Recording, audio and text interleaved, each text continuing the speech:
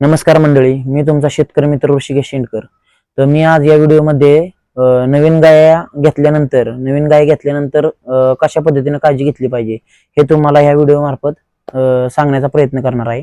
तर चला व्हिडिओला सुरुवात करूया. तर त्यातला मुद्दा क्रमांक 1 की जनावरांना क्वारंटाईन करणे, म्हणजेच की नवीन जनावरांना जुन्या जनावरांपासून वेगळे ठेवणे, की ज्याने काय होतं, संसर्गजन्य रोगांचा प्रसार टाळावा म्हणून आपण नवीन जनावरांना क्वारंटाईन करणे खूप गरजेचं आहे. तर त्यातला मुद्दा क्रमांक 2, पाणी व आराम. जनावर प्रवासातून येऊन थकलेलं असतं, तर त्याला थोडक्या प्रमाणात स्वच्छ पाणी द्या आणि पहिल्या दिवशी मुबलक प्रमाणात हिरवा चारा टाका.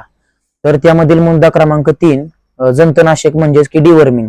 तर त्या गायांची डिवर्मिंग केलेली आहे का नाही ते त्याची माहिती घ्या व जर का डिवर्मिंग केलेली नसेल तर आपल्या पशुवैद्यकीय डॉक्टरांकडून त्याची डिवर्मिंग करून घ्या. तर त्यामधील मुद्दा क्रमांक 4, सर्वात महत्वाचा मुद्दा म्हणजे लसीकरण.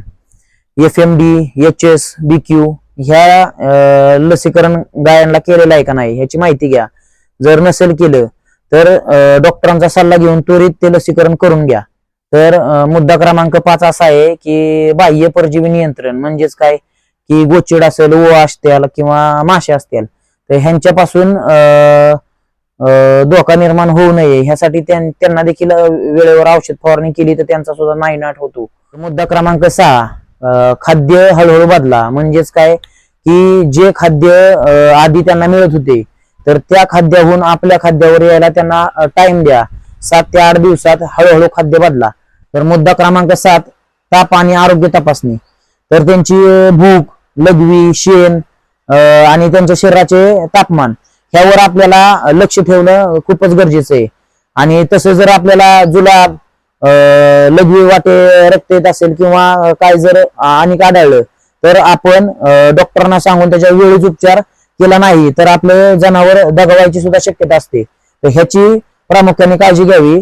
तर व्हिडिओ आवडल्यास लाईक, शेअर आणि सबस्क्राईब करा. धन्यवाद.